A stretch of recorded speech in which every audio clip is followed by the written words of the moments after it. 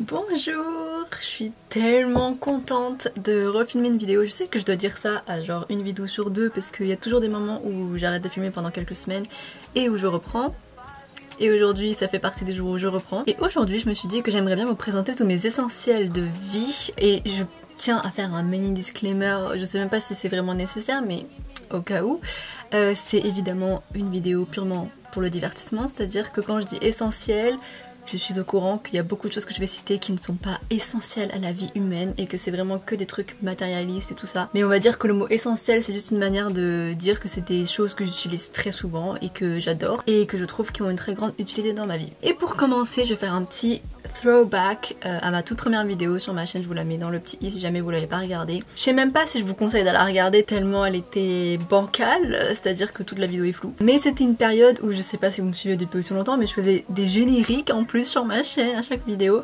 Ça me demandait beaucoup de temps de montage et je dessinais aussi, enfin j'écrivais les noms des produits sur une appli et après je les transférais sur mon ordi pour les mettre sur mon truc de montage pour après les faire en sorte que ça se cale bien parce que ça se calait pas et tout, enfin bref. C'était un moment où je me donnais, hein. Après là j'ai trouvé une DA qui me ressemble plus, c'est-à-dire moins de travail.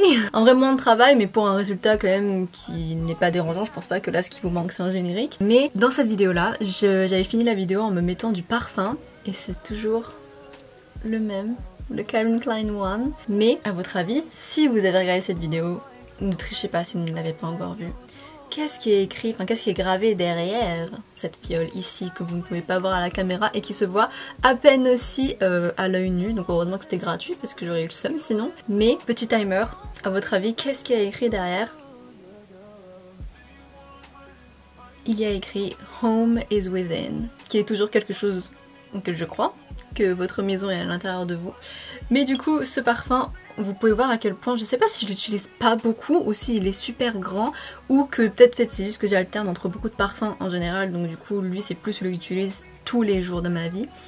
Mais ça doit faire plus de 1 an et demi voire 2 ans du coup depuis que j'ai commencé ma chaîne que je l'ai.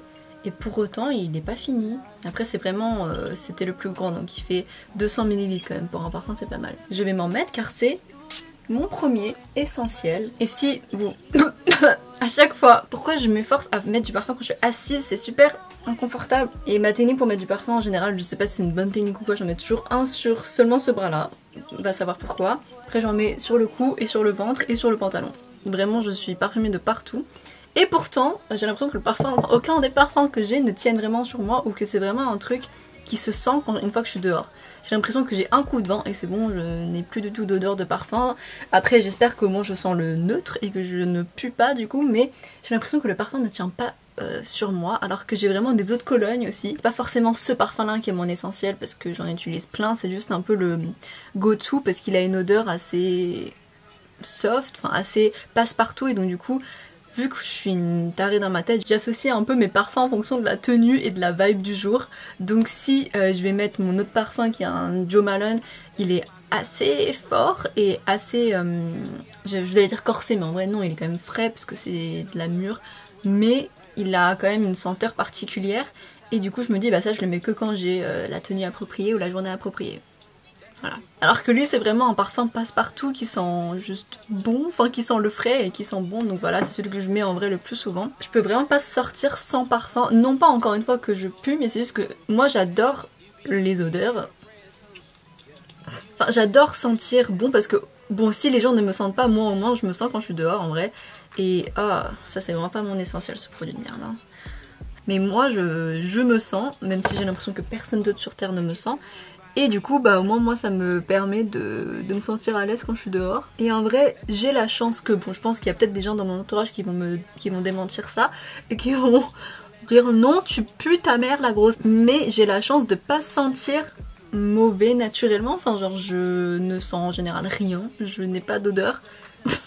C'est plus triste que de dire que je pue, de dire que j'ai pas d'odeur, juste on dirait que j'existe pas sur terre, je suis un fantôme. Moi j'arrive dans une pièce, je suis invisible, on sait pas que je suis là, c'est vraiment j'arrive et on se retourne, on a peur parce que je suis juste comme ça en mode on m'avait pas entendu. Juste là je passe au fond de teint et vu que je vous ai déjà dit que ce fond de teint, une Limited Foundation de chez Kiko est beaucoup trop orange pour moi, je le mixe avec cette fois-ci le Lancôme Teint et Ultra Wear parce que la teinte est plus claire que ma teinte de Oula, ma carnation. Un autre essentiel très important à ma vie, c'est mon ordinateur. Même quand je pars en vacances, on me dit toujours bah prends pas ton ordi, enfin je veux dire ça n'a aucune utilité quand t'es en vacances, t'as pas trop le temps de te poser sur ton ordi, et aussi beaucoup de gens associent travail avec ordinateur, donc ils se disent quand je pars en vacances je vais pas prendre mon ordi, mais moi j'ai toujours envie de prendre mon ordi. Il y a évidemment que je me retiens parce que je me dis bon c'est pas très rationnel de prendre ton ordi en vacances sachant que il est super lourd, que tu risques de le perdre, de le casser ou quoi,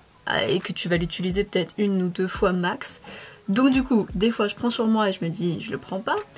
Mais ça me saoule de pas le prendre, enfin genre j'aime trop avoir un ordi et tout faire sur mon ordi. Surtout parce que un autre essentiel dans ma vie c'est YouTube, et pas seulement faire des vidéos YouTube et en poster, mais vraiment regarder des vidéos YouTube. Je consomme le YouTube game comme je consomme de l'eau, et encore je pense que je bois moins d'eau que je regarde de vidéos YouTube. Et je pense que c'est ça parce que les gens en général ils me disent bah prends pas ton ordi en vacances parce que enfin tout ce que tu peux faire sur ton ordi là tu peux le faire sur ton téléphone pendant juste 1 semaine quoi en gros.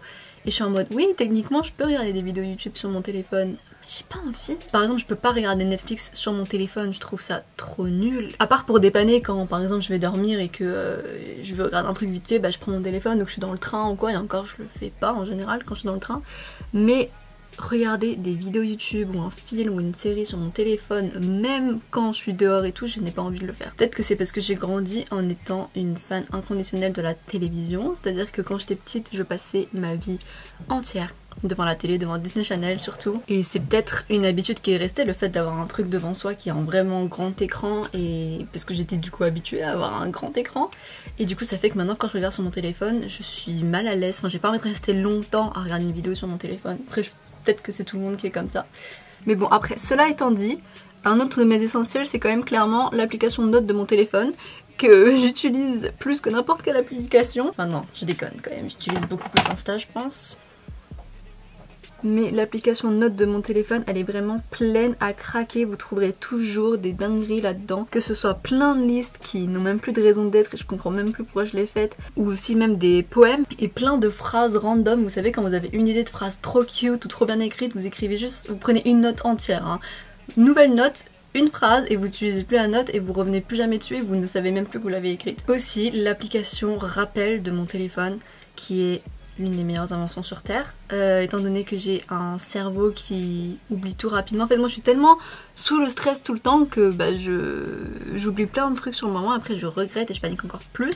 Donc maintenant à chaque fois je me mets un rappel, même dans 1 mois je me mets des rappels de rendez-vous ou de choses que je dois ramener ou de trucs qu'il faut vraiment pas que j'oublie, que je me connais, je sais que je vais oublier. Même des fois juste prendre la clé donc de chez moi, je dois le noter dans les rappels tellement j'ai tendance à oublier de prendre mes clés. Ou même truc comme charger mes batteries de caméra parce que je sais que je vais filmer, parce que imaginons que là je veux filmer en impro, bah, je peux pas parce que mes batteries sont jamais chargées. Donc charger mes cams, vraiment cette application est géniale. Ensuite un essentiel très important quand je sors de chez moi et qui est toujours sur moi, c'est évidemment un flyers pour ma pièce avec Audrey, Consente-toi, qui est jouée au théâtre Darius Milhaud pendant 3 mois de février à avril 2024. Et vous pouvez dès maintenant réserver vos places car la billetterie est ouverte. Ah et évidemment un essentiel absolument primordial, c'est des baumes à lèvres. Je suis une fan de baumes à lèvres parce que bah, j'ai des lèvres qui gercent très facilement. Depuis que je suis petite, je n'aime que les baumes à lèvres et en vrai j'ai quand même du mal à trouver le baume à lèvres parfait parce que moi, je ne sais pas si vous aussi, mais c'est un truc super chiant où quand je mets du baume à lèvres et que bah, je passe la journée avec, déjà ça hydrate pas pendant super longtemps, il n'y a pas beaucoup de baume à lèvres qui je trouve hydrate pendant longtemps. Même la Vaseline, qui d'ailleurs je trouve c'est pas cool, j'ai acheté un truc de Vaseline et je regrette un peu parce que bah, c'est tellement chimique et tout ça, enfin bref. J'ai pas envie d'habituer mes lèvres à un truc aussi chimique, donc du coup je le mets pas tous les jours, je le mets par-ci par-là quand vraiment je sens que mes lèvres sont super gercées. Mais de tous les cas même ça fonctionne pas, enfin ça tiendra pas toute la journée et ça fera comme tous les autres sticks à lèvres que j'ai, je sais pas si c'est ma bouche le problème, mais ça fait un petit effet pâteux dessus, alors que des fois j'en mets même pas beaucoup, je fais exprès de mettre une couche et c'est vraiment peu une couche. Et pourtant bah, j'ai toujours un petit effet pâteux sur la bouche et je trouve ça dégueulasse en fait. Genre, et moi quand je mets du stick à lèvres c'est pas pour avoir un effet dégueulasse sur la lèvre, au contraire. Il y a un essentiel primordial dans ma vie de tous les jours, c'est les boucles d'oreilles. Je suis fan inconditionnelle de boucles d'oreilles, j'en mets tous les jours, à part quand je ne sors pas parce que je veux laisser mes piercings respirer. Enfin non, pas mes piercings du coup mais mes trous. Enfin, je veux laisser mes oreilles respirer tout simplement, donc je vais pas en mettre tous les jours.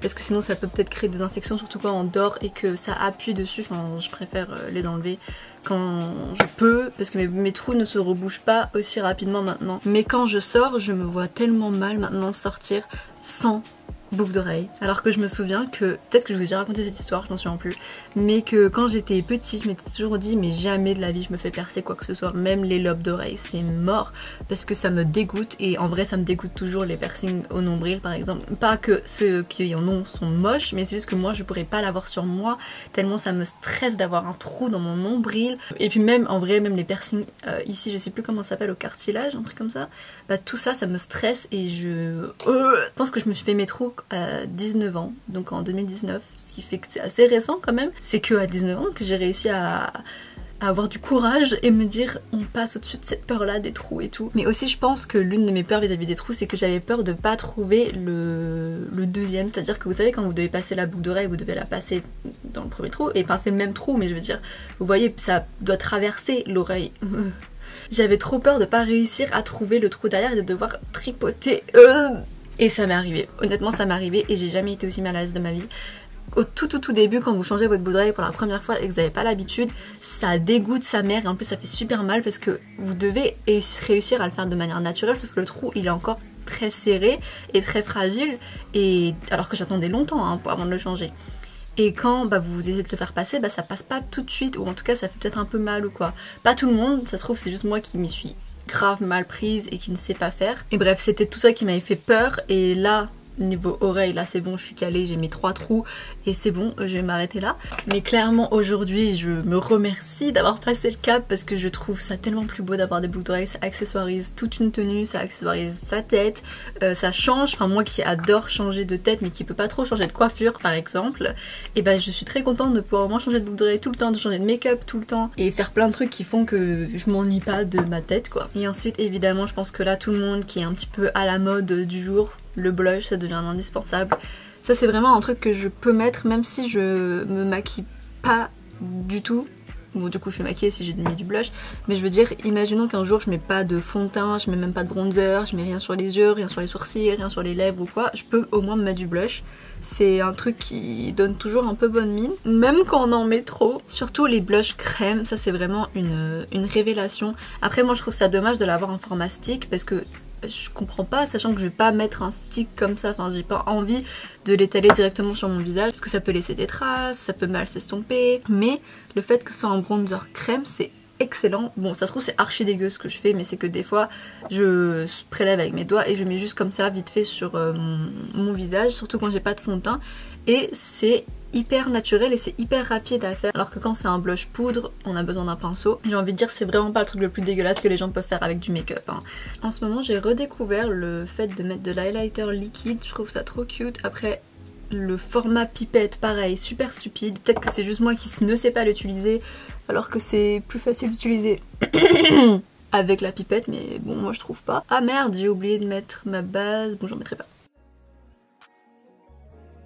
Mais pendant longtemps, si vous suivez mes vidéos, vous avez dû voir que je ne mets plus d'highlighter, en tout cas plus d'highlighter liquide, parce qu'en vrai bon, c'est pas le truc le plus pratique à utiliser. Là comme vous pouvez le voir, je galère sa mère pour bien répartir le truc, mais on va pas se mentir, c'est super joli. Et je mets toujours un peu le reste sur mon nez. Je sais pas si à la caméra ça va se voir, mais dans la vraie vie ça fait vraiment un bel effet. Et en ce moment j'adore le faire, c'est juste que ça me prend du temps parce que c'est assez long à étaler. Mais là j'ai trop envie de reprendre mon temps avec le make-up, parce que comme vous devez le savoir, pour moi et je pense pour la plupart des gens qui sont passionnés par le make-up, les sessions maquillage c'est vraiment un truc qui est juste apaisant, c'est comme une thérapie, c'est vraiment le moment où on prend pour soi, pour un peu, c'est comme si on peignait en fait ou qu'on dessinait. Et mais après quand on est un peu pris dans l'engouement du truc, quand on se maquille tous les jours, souvent en plus moi qui me prépare toujours en retard pour je ne sais quelle raison, je me prends plus trop le temps de prendre le temps de me maquiller. Et c'est pour ça que même mettre de l'highlighter je le faisais plus, parce que je me disais non là j'ai que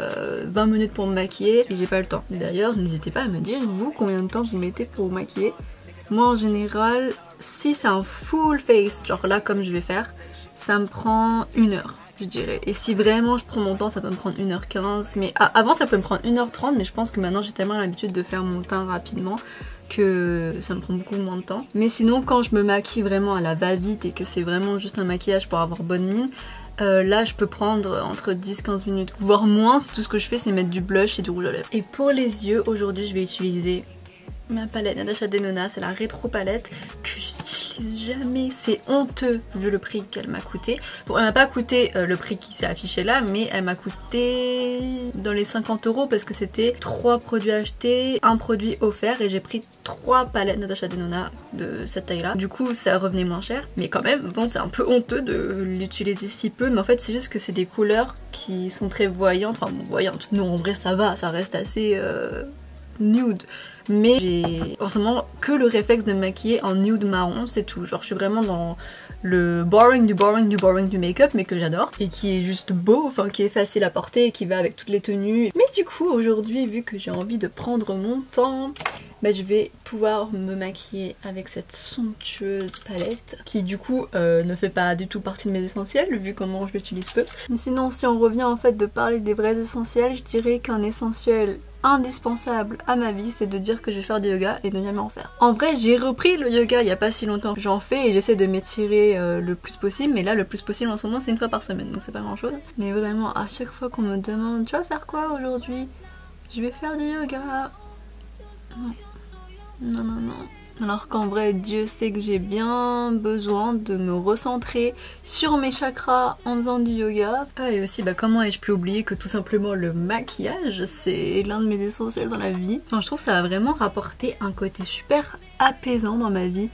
Parce que bah, ça m'a en plus donné cette chaîne YouTube, ça m'a donné des vidéos YouTube à regarder parce que maintenant je kiffe regarder des meufs qui se maquillent, même des mecs qui se maquillent. Enfin c'est super relaxant, je trouve que c'est un moment où tu réfléchis plus et ça donne aussi un côté esthétique. Genre moi quand maintenant je vois des... Enfin j'ai toujours un peu vu ça comme ça, mais maintenant encore plus quand je vois des shootings photos ou des... même dans les films, les make-up et tout, ça me rajoute une dimension que je peux analyser et observer, que je kiffe et j'adore l'esthétique du make-up, enfin même quand t'es maquillée pour aucune raison particulière. Si ton make-up est clean et qu'il est grave beau pour moi et que je trouve stylé et tout. Vous voyez, c'est comme quand vous voyez de l'art et que vous êtes juste impressionné par l'art. Enfin, c'est mieux quand vous allez dans un musée, je pense, et que vous aimez l'art que vous voyez, plutôt que vous deviez forcément chercher où est la beauté dedans. Bah moi, ça me donne un truc beau à apprécier, on va dire. Bon, après, ça me donne aussi beaucoup d'argent à dépenser dans le make-up. Mais bon, après, j'ai envie de dire, c'est de l'argent dépensé comme dans n'importe quelle autre passion, ou c'est une sorte d'investissement aussi sur soi. Et en parlant d'investir sur soi, ma caméra, donc là, c'est un Canon EOS 200D. Je sais pas si c'est cette caméra là qui est incroyable, enfin parce que je le pense pas, enfin c'est une caméra quand même assez entre grosses guillemets basique, enfin c'est une caméra réflexe basique. Donc pour les gens qui veulent faire grave des films ou quoi, elle est bien pour débuter, mais je pense pas qu'elle soit bien pour faire des grands trucs, ou en tout cas elle a pas autant de fonctionnalités que ça, et la stabilisation est pas très bonne. Enfin bref, il y a plein de trucs qui vont pas avec cette cam. Ou peut-être que c'est aussi l'objectif et qu'il faut juste rajouter à chaque fois plein d'objectifs et tout. Mais bon bref voilà, je trouve pas qu'elle soit la meilleure, mais après elle m'a coûté entre grosses guillemets que 500 €. Je sais même plus si je l'avais eu en solde ou si elle coûte juste 500 €. Et quand je dis juste, c'est parce que c'est une caméra réflexe et que normalement ce genre de caméra c'est dans les alentours de 1000 € quand on veut en prendre une. Du coup je pense que c'est pour ça aussi qu'elle est pas exceptionnelle, c'est parce que ça va avec le prix, enfin c'est logique. Mais elle est très bien pour l'utilisation que moi j'en fais, et j'ai changé l'objectif parce que là du coup j'ai un objectif qui peut faire grand angle, donc là je suis en le plus grand angle que je peux faire, et du coup j'ai quand même dû rajouter 100 à 200 € pour l'objectif. Mais cette caméra c'est clairement un essentiel parce que je peux tout faire avec, enfin je peux prendre des photos, je peux filmer mes vidéos YouTube, c'est ça qui m'a permis de commencer à faire des courts-métrages et qui me permet aujourd'hui, si jamais je vais en refaire, d'avoir déjà une base de matériel. Et c'est déjà, enfin, quand t'as une caméra c'est quand même, t'es déjà à un certain level je pense, et t'es déjà pas mal avancé niveau équipement. Surtout que je trouve que la qualité image est quand même très bien, enfin moi elle me convient très bien, je suis pas là à rechercher encore plus. Bien sûr que pour des courts métrages comme j'ai dit, j'aimerais bien pouvoir faire plus et pouvoir avoir des effets spécifiques et tout, mais je pense qu'il y a des effets que je peux avoir juste en étant plus créative et voilà, en trouvant des astuces, des tips, etc. Et c'est vraiment pas du tout un achat que je regrette, tant je l'utilise et tant j'en ai besoin pour absolument tout ce que je filme. Et vu que bah, ma vie est basée sur l'art et sur tout, enfin que ce soit YouTube, que ce soit même le théâtre, quand on doit filmer des captations, quand on doit filmer des reels ou des sortes de vlogs, ou quand là je dois filmer pour TikTok, ou quand je dois filmer des mini courts métrages pour TikTok ou des trucs comme ça, enfin j'ai toujours ma caméra et c'est vraiment un truc qui me sert tellement. Et un autre essentiel que je pense que beaucoup de gens ont, c'est les écouteurs. Je peux pas sortir sans écouteurs même si je marche 2 minutes hein, pour aller rejoindre une pote ou quoi. J'écoute de la musique, c'est obligatoire. Et je pense que c'est un gros problème parce que c'est dommage de pas être habitué à juste marcher dans la nature sans écouteurs. Et en vrai ça peut m'arriver quand par exemple je vais faire du shopping toute seule. Au début je vais avoir des écouteurs, au bout d'un moment ça me saoulait parce que quand il y a toujours de la musique qui tourne et tout, enfin au bout d'un moment c'est chiant donc je préfère continuer le shopping et j'ai pas de musique et j'ai rien quoi. J'avais fait le constat que j'écoute vraiment de la musique tous les jours. Après bon en vrai c'est un constat que je pense que tout le monde peut avoir de nos jours parce que si vous êtes sur les réseaux vous entendez forcément de la musique sur les réseaux, mais je compte pas ça, je compte vraiment le fait de mettre mes écouteurs et d'écouter de la musique et de juste faire ça, de juste se dire j'écoute de la musique, je fais ça tous les jours. Spotify aussi, meilleure plateforme d'ailleurs, bah, évidemment je suis pas de sponsor, vous avez vu le nombre d'abonnés que j'ai. Et évidemment mon essentiel, un crayon marron pour les lèvres. Pas celui-là en particulier parce que je le trouve pas incroyable, mais n'importe quel crayon marron, en plus vous voyez la tonne que je mets, parce que j'ai souvent des rouges à lèvres trop clairs pour mes lèvres. Donc du coup, le crayon marron, ça permet de les foncer un petit peu quand on les mélange ensemble. Et vu que le marron sur mes lèvres, c'est la couleur que je préfère, et bah du coup, n'importe quelle couleur un peu rosée que je mélange avec le marron, ça va forcément donner une couleur que j'aime bien. Et là, je vais notamment parler du Giorgio Armani que vous devez connaître à force que j'en parle. Après, ça fait longtemps que je l'ai pas mis en caméra, je pense. Quand je le mets tout seul, donc là, vous voyez, au centre, ça fait un peu clair, je trouve, et un peu palo quand je le mets vraiment tout seul. Alors qu'une fois qu'il est un peu... Ah, en fait, tu peux pas parler quand on met du rouge à lèvres, c'est logique. Mais là, vous voyez, quand il est mélangé avec le marron, ça donne déjà une couleur plus intéressante sur moi, et surtout plus foncée. Donc du coup qui me va mieux d'après moi. Et dernier essentiel make-up, mon crayon marron. Donc maintenant j'ai changé, avant vous vous souvenez j'avais le Kiko Everlasting Lasting Precision, je sais plus quoi, bref. Et maintenant c'est celui de chez Beauty Bay parce que je trouve qu'ils tiennent super bien et qu'ils vont pas transférer partout au cours de la journée. Il faut un peu les laisser sécher, par exemple si vous le faites en mode liner, je conseille de laisser sécher, comme, enfin de pas, surtout quand vous avez les paupières comme moi qui se colle on va dire. Si vous avez des hooded eyes comme moi, je sais même plus comment on dit ça en français, et commencez pas à venir dire un truc raciste dans les commentaires, c'est-à-dire des yeux bridés, c'est pas le cas. Si vous avez pareil que moi les deux paupières qui sont collées, une fois que vous avez appliqué le liner, laissez-le sécher comme ça quelques secondes et après vous pourrez ouvrir vos yeux normalement, parce que sinon ça transfère un peu au tout début. Il faut juste laisser sécher vraiment quelques secondes et après c'est carré et pendant la journée ça ne bouge plus. Et c'était très dur pour moi de trouver des crayons noirs ou marrons qui vraiment ne bougent pas, et bah là j'en ai trouvé. En vrai même ceux de Kiko ils étaient pas mal, mais c'est juste que ceux de chez Kiko ils étaient un peu secs par moment, donc du coup pas fou. Mais là eux ils sont assez crémeux je trouve, ils sont assez faciles à utiliser, même après beaucoup de temps, parce que mon crayon noir je l'ai depuis un petit moment et pourtant il est toujours pas sec, enfin il est pas désagréable à mettre quoi. Et même quand là je le mets dans la muqueuse, il va pas transférer au cours de la journée ou en tout cas couler et faire un effet dégueulasse quoi. Ah et aussi moi un essentiel que j'ai tout le temps quand je sors, en tout cas surtout en ce moment, vu qu'évidemment j'ai un iPhone et qu'au bout d'un moment bah, les iPhones forcément ils arrêtent d'avoir des batteries fonctionnelles, donc du coup dès qu'il y a un coup de vent mon téléphone baisse sa batterie à genre 2%. Donc du coup je me promène tout le temps avec mon chargeur externe. Là c'est un que j'ai eu à Kiko quand je travaillais là-bas. Il y a des ventouses sauf qu'il colle à rien j'ai l'impression. Enfin il colle mais il glisse facilement et il s'enlève très facilement. Donc du coup ça colle même pas à mon téléphone, c'est censé un peu coller sur mon téléphone. Ah bah en vrai ça colle un peu. Bah non, au bout d'un moment ça s'enfuit. Et le tout dernier essentiel de cette vidéo, on va dire que c'est la brume de chez Rare Beauty, parce que comme je vous ai dit plusieurs fois, l'effet qu'elle fait j'adore parce que ça donne un effet naturel à la peau, même quand vous avez mis beaucoup de fond de teint et que vous avez poudré. Moi qui aime avoir du fond de teint et qui aime poudrer mon teint et tout, j'aime quand même pas trop le fini hyper mat, en tout cas pas tous les jours de ma vie.